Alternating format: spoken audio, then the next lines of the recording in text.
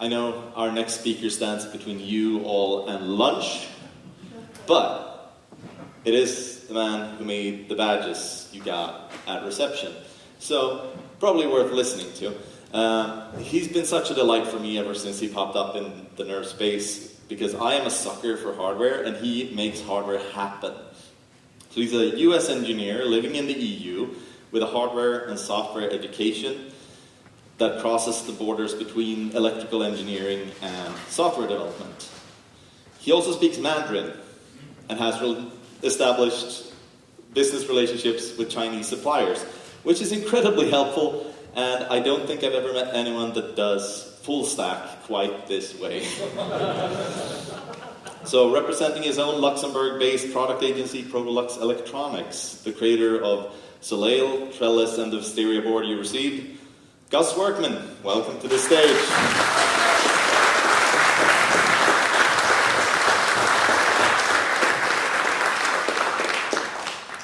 And best of luck with HDMI. Thank you. Alrighty, let me get plugged in here. First of all, could we get the lights at like a little half? Because if you have your devices and you have a USB-C cable and something to power them with, a power bank, grab them out. We will use them in this talk. Give everyone a little moment to do that. You can tell it's on if you have the power, and then there's a little red LED that shows up right next to the power switch. So if there's no LED, you might need to flip the power switch to the other spot. As Bert does a few times. This will be fun for the Wi-Fi. Yeah. This is trial by fire. As you'll hear later, we didn't have maybe enough time to fully test every one of these. So if you get a device that doesn't like fully boot up properly and anything, come see me later. We'll fix it.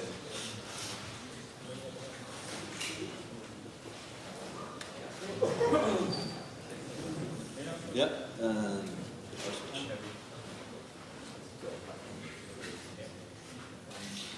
It won't do anything at the beginning. It's a very low-cost chip, low power, slow. It takes like 30, 40 seconds to boot up.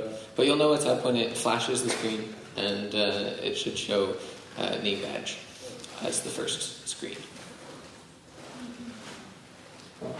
Alrighty, so I think the rustling has died down, so I will get started. We can keep the lights on for the next... I'll let you know. So, again, my name is Gus. I'm from the US. I currently live in Luxembourg. I've been living there for about 3 years, and after moving, I founded a small hardware software consulting company called Protolux Electronics. I focus particularly on nerves. I love nerves. It's a great framework. It's why we're all here, I think. But yeah, so I designed the Goatmire name badges. Codename Project Wisteria. It's a digital name badge. It has an eInk screen, so much like that of your Kindle, meaning that when the power goes off, the display stays on.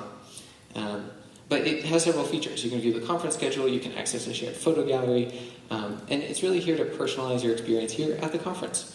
And it's also going to be used to interact with this presentation, if everything goes well with the Wi-Fi. A little tip on how to use it. So when it boots up, you'll be in one of these top level screens. You have two buttons on the left side, button A, button B, and they have little icons on the screen for help text down at the bottom. So you have little info about what each button does on every screen. There's also some icons at the top right. They do work, they do update, but only when you refresh the screen. So if it says Wi-Fi not connected, maybe refresh, see if it'll connect. We'll see. And this is where we get to the interactivity part. Normally, I would stand up here and say, hey, have you tried nerves before? Because I know there's a lot of people here who maybe are more interested in Goatmire and the second half of the conference. But if you've not used nerves before, we will find out because the question will show up on your name badge if all went well.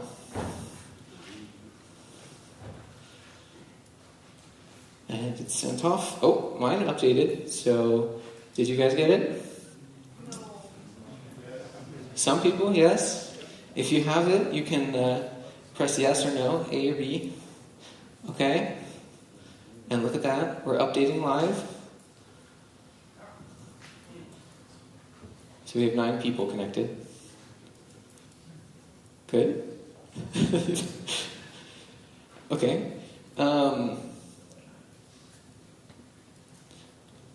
So, a little overview of what I'm going to talk about. So, I love building hardware products, and building them with nerves. So I'm going to talk about how to go from your idea to a final product at a high level. So it'll cover the design process, the hardware development steps, the Goatmire name badge story, how I developed this one, get it here today, and the challenges we faced along the way. And also at the end, like, why nerves is just great for hardware development. So, second question, have you done electronics before? Maybe other people might be connected now. Maybe I'm not connected.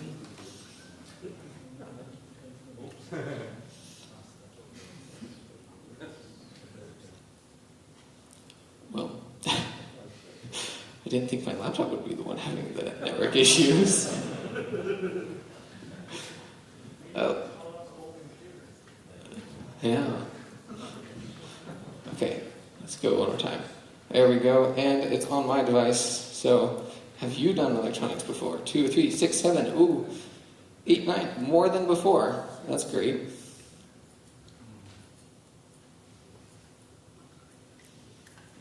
Awesome. Okay. Good to see. There's quite a few of you that have done electronics before, whether it's wiring a breadboard or playing with some components, Raspberry Pi, that stuff. Okay, so the design process. Let's start at a high level. So when you have a product that you're going to design, you really want to start with an idea and like need finding. You want to find out what is the problem that you're trying to solve with this product. And from there, once you have come up with a loose idea of what that is, maybe some general requirements, you want to consider all the implementations of that product. That's the design alternatives. You will then prototype it, evaluate your prototypes, and then you're back at square one. Did that prototype actually meet the criteria that you set out? Does it satisfy the needs? So looking at these in more detail, in ideation and need finding, you want to ask yourself a bunch of clarifying questions. Who is using the product? What is the goal of the product? How will the users interact with the product? And what's the budget of the product? These are all things that impact what the final product will look like. The goal is really to discover the requirements and the constraints. In the exploration phase, you want to ask yourself, what are all the possible design solutions? And don't settle on a single idea too early, because it allows you to experiment with different and creative solutions that you might not have really considered. For prototyping, you want to quickly develop those possible solutions, focus on the function, not the form. Does it satisfy the user's needs?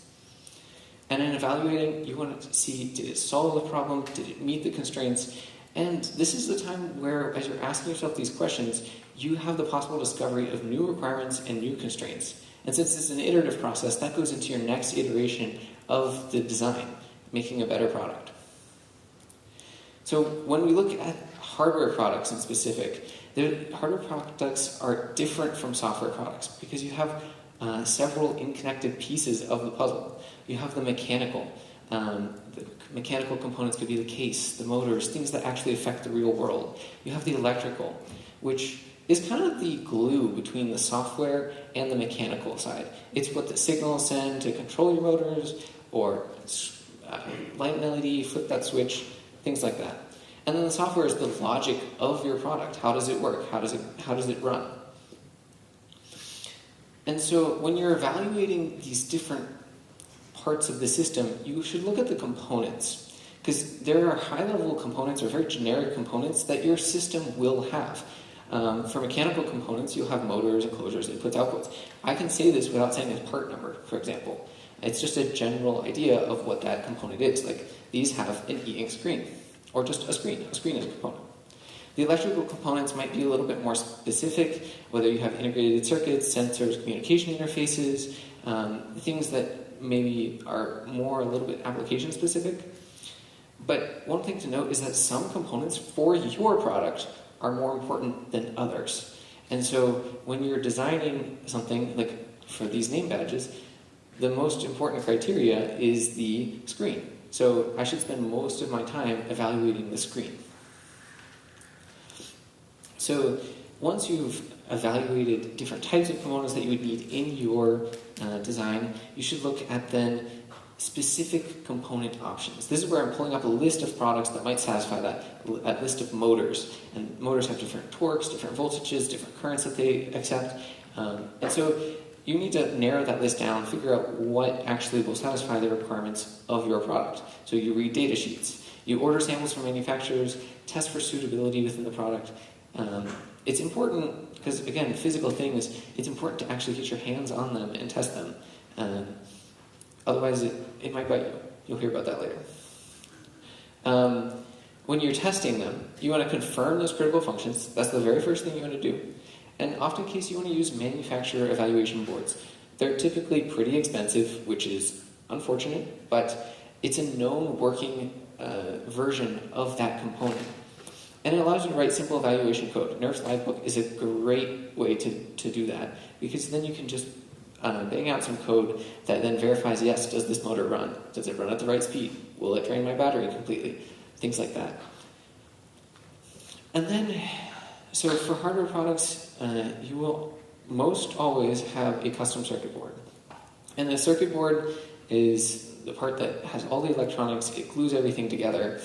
But the reason that you would want to go towards a circuit board, whereas during testing you maybe have a breadboard, wires connecting things together, kind of in a very, not very reproducible way, is with a circuit board, you can work towards a high fidelity prototype and implement the form factor that addresses the design requirements of your product.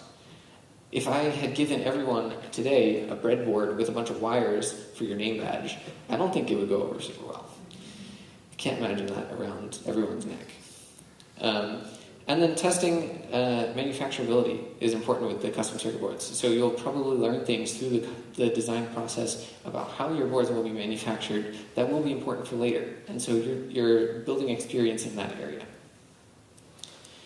And finally, software is, once you get to a point where you have circuit boards, you want to develop that software further because the software is tightly coupled to the hardware, and it is the software will give you all the features of that product. And so, of course, Nerves is a great framework for writing software on hardware products. I think we all know that. But in this process, software is kind of the last step because you can't always build the right software when you don't have the right hardware. So it's important to create tests, but not to get committed to any specific solution software-wise, which might change if you need to change your hardware. And again, after you create that first prototype, you iterate. The first design will never be the final one. The second one probably won't be either. And finally, when you're building hardware products, you want to establish manufacturing partnerships. Because when you do go to market, or when you do have a larger scale production, you want to have the experience working at that scale. And you want to have trust working with those manufacturers because they don't care about the quality of your product like you do. But if you can verify that quality of their work in small, bite-sized pieces during the prototyping phase, then you build trust that it will also be go well during the larger scale manufacturing. But with manufacturing partnerships, there's obviously a balance between the speed, quality, and cost. So whether you manufacture in Asia or in Europe or United States or wherever you do, you'll have to evaluate these things because all the manufacturers are different. So coming to part 3, which is the story of the Goatmire name badge. And we're gonna relate all of the steps of the hardware design process to how I designed and built the Goatmire name badge. And this actually started as a personal project for ElixirConf EU back in May. I built this device here, which was the first prototype. It has 2 buttons. It has a Raspberry Pi inside. It looks like, you'll see in a second, it looks a little bit like an airport security nightmare on the inside. But for the conference, I built it just over the weekends, 2 weekends before the conference. I wanted a conversation starter. I consider myself a little bit of an introvert, coming into a big room of 700 people at ElixirConf with not knowing anyone. It was my first ElixirConf. It was a conversation starter, and it's a way to share a cool Nerves project with people. You can see it had a camera on top, so it actually could take a photo and then it'd show up on the device. I have it here, so if you want to take your photo later, come find me. This is what I mean about the airport security nightmare. But it was a prototype. I threw together all these parts, wired it up, soldered it together. It worked just fine. It still works. Surprisingly, I'm shocked that it just a wire didn't snap off or something. But it was my prototype. And so I got all the components. You can see this blue evaluation board right here. That was the manufacturer evaluation board. And then I wrote a simple software demo. It had 3 functions. I could view one of 3 photos that I had preloaded, which were basically just a slide, one with my name, one with a couple QR codes with like links to stuff, and then one with a picture of a project I had worked on. And that was it. The other button allowed you to take the photo, and it would show it on the screen. And that was kind of like the statement piece of the project. But this project, although at that time I didn't know that this would be the first of several iterations, it did serve the purpose well. At the conference, I met a lot of cool people because they were like, "Oh, hey, what's that around your neck? That looks cool." I also learned a lot about what works well for an eInk name badge. And I identified some usability and manufacturing issues, things that did not scale well. For example, this is made out of like 10 pieces of 3D printed plastic that I glued together, and then you saw the soldering stuff. So obviously that didn't scale well. But these were things I learned. We'll do a quick aside here, but my ElixirConf EU talk was about Trellis. Trellis is a open source hardware platform for Nerves, so it enables you to a little more quickly than like a Raspberry Pi go from something that is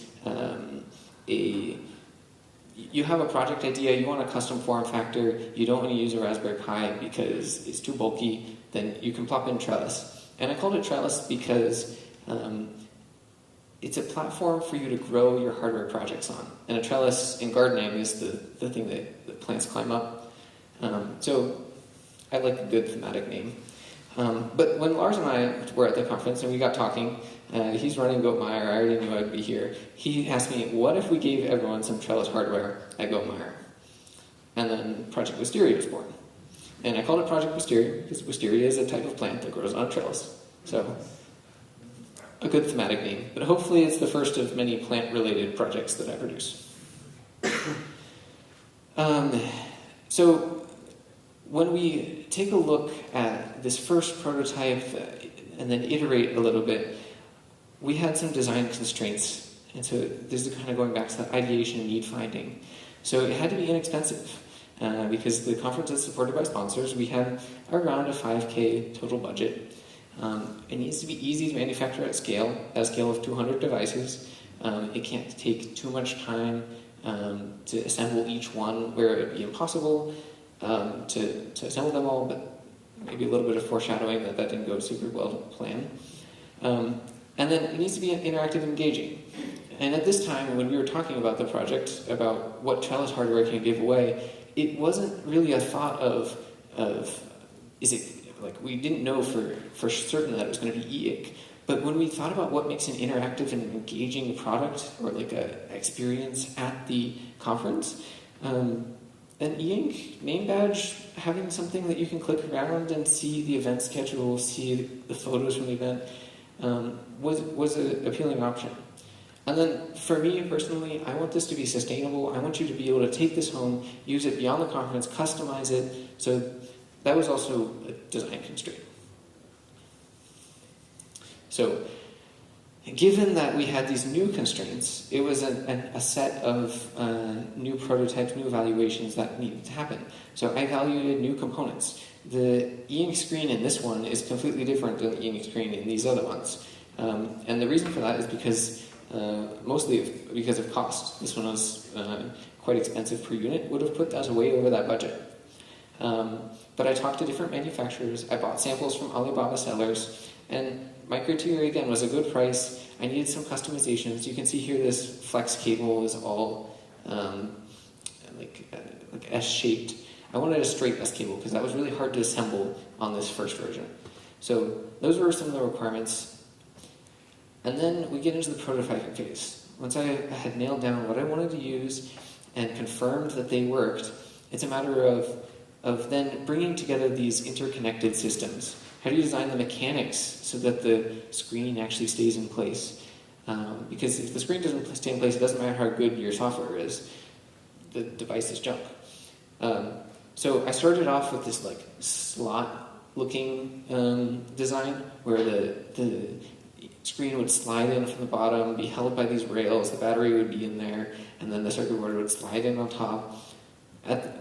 I quickly dropped that idea because it had several issues. It was hard to manufacture this type of plastic piece. It leaves the bottom open, so if you spill your drink or something, then there's risk of shorting something out.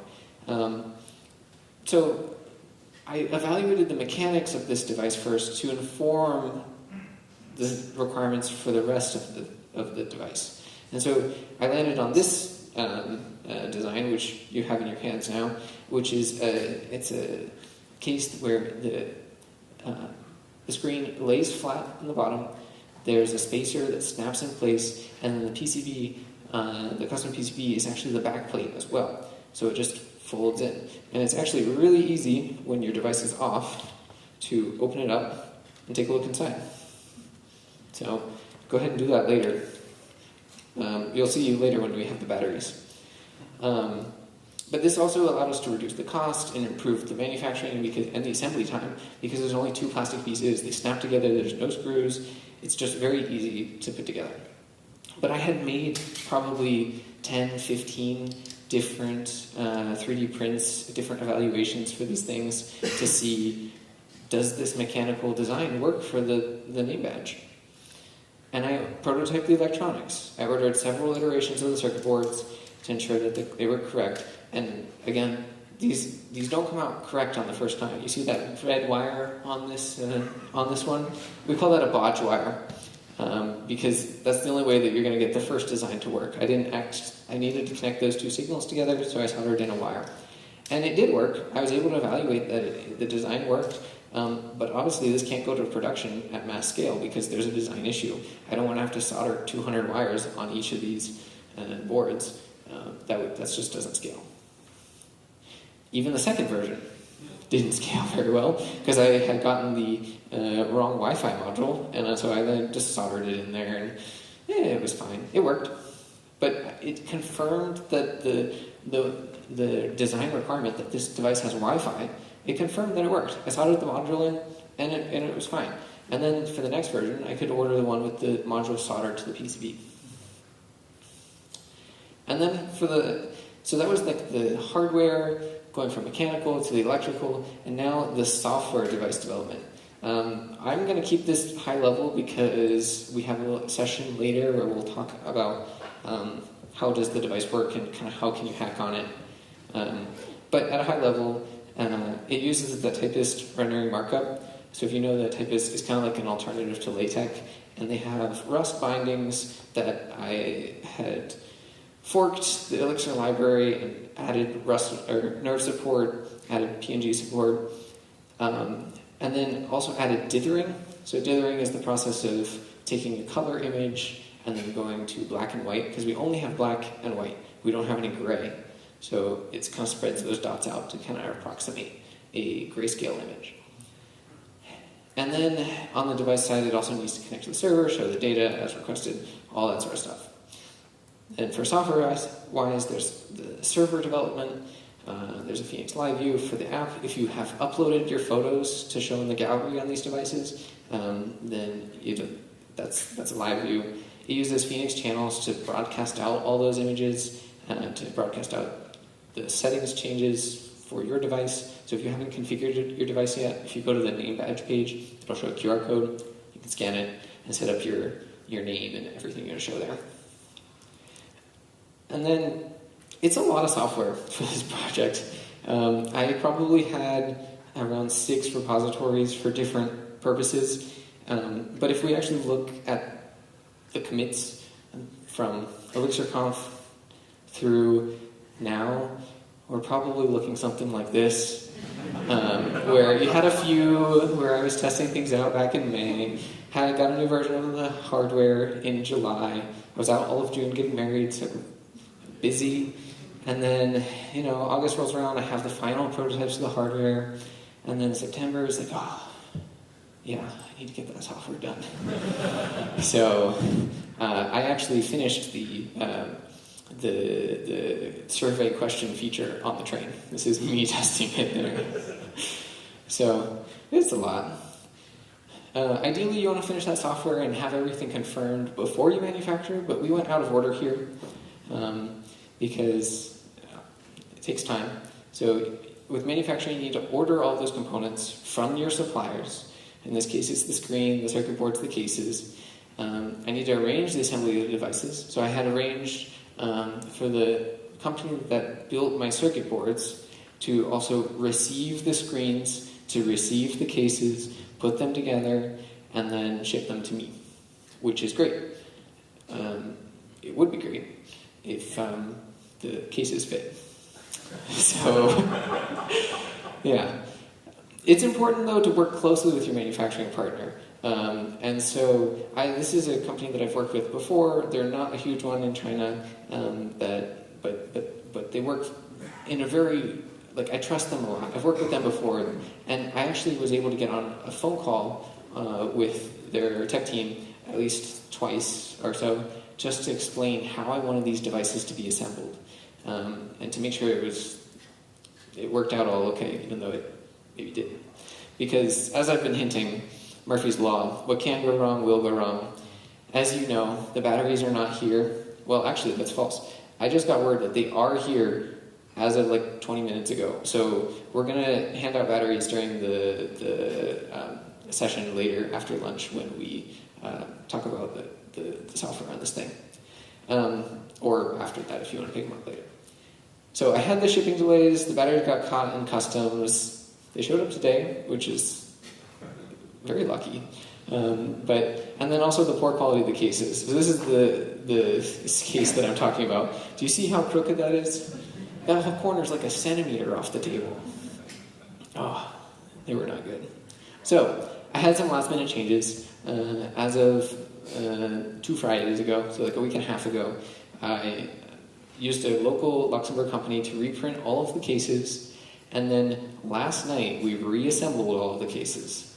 We took them out of the old ones and put them back in the new ones. So huge thank you to the folks who helped me, Frank, Benjamin, Tom, and Flora. I totally couldn't have done it without you. This is us. Thank you.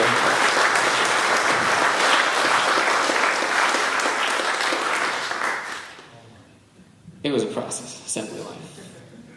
So, I know it's almost lunchtime. I'm the thing standing between you and the delicious food that's out there. But I have just a little bit left with the last part here. Nerves is just a productivity hack when it comes to developing the software for embedded devices. So you get out-of-the-box productivity with firmware AB updates. And Nerves have remote updates. So those are just great tools. You have reproducible builds. If I was to take a Raspberry Pi as the base for this and then try to use Python and then you have to install all your sudo apt-get all your packages, and then you install your Python packages, and then how do you port that to another Raspberry Pi? It's rather difficult unless you have like build scripts on the Raspberry Pi. Yes, that you certainly have things that can automate these tools, but with nerves you just get it out of the box with a mixed nerves.new. And so as long as you've set up your machine, you have just incredible productivity right from the get-go. And that allows you to focus on writing application code, not the infrastructure around, like, again, how do you get those reproducible builds? How do you flash multiple boards with the same code? There's also the prototyping tools. You have Nerves Livebook, which is great for testing things out. You have the IEX console, so you can actually recompile code over an SSH. And then, like, this is how I was doing a lot of the rendering debugging. So when I click a button, it should show something, but sometimes if there's an error, it won't do it. But I can just copy-paste my whole module and then put it in IEX, recompiles on the fly next time I press the button, updated code. It's great. And of course, you get access to the entire Beam, Elixir, Erlang libraries. There's Phoenix channels client running on these things, connecting to the server. And I didn't have to write that. It's a great library called Slipstream. And so I have all this out of the box. It's great. So in short, Nerves really just greatly reduces your time to market for software parts of a hardware product. And truthfully, none of the hardware development is specific to Nerves, although there are things that benefited by using libraries and the Nerve systems that Frank and the core team have developed. But Nerves also gives you production-grade tools, and it's really a superpower. So that's all I have for the name badge. But before we end it, I really want to take a selfie because oftentimes the products I develop end up all over the place in customers' hands. So if you get your name badge out and hold it up for me.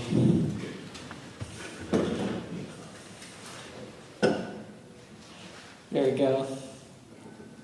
Woo! And then we will distribute the batteries later. A few logistics things. There's the badge hacking tutorial sometime after lunch. I also wanted to announce that we are working on a new initiative called Nerves Meetup EU. It's just a monthly meetup to discuss different topics. Lars is involved, I'm involved, Chris Dutton is another one who's not here today. We're working on organizing this event. There's posters around, see those for details. October 8th is the first one, and we have a great lineup for the rest of the year. If you have badge issues, come find me later. Batteries are here, so we'll distribute those later today. A quick note on the batteries, just be careful. Don't sit on your device or anything. If you do, just come to the desk and we'll swap out your device. So if anything happens, just, again, please be careful. And finally, if you need a hand with any hardware projects, I do custom hardware software through my company, Protolux Electronics. You can find me at protolux.io or follow me on Blue Sky, LinkedIn. Yeah. Cool. Super. Thank you.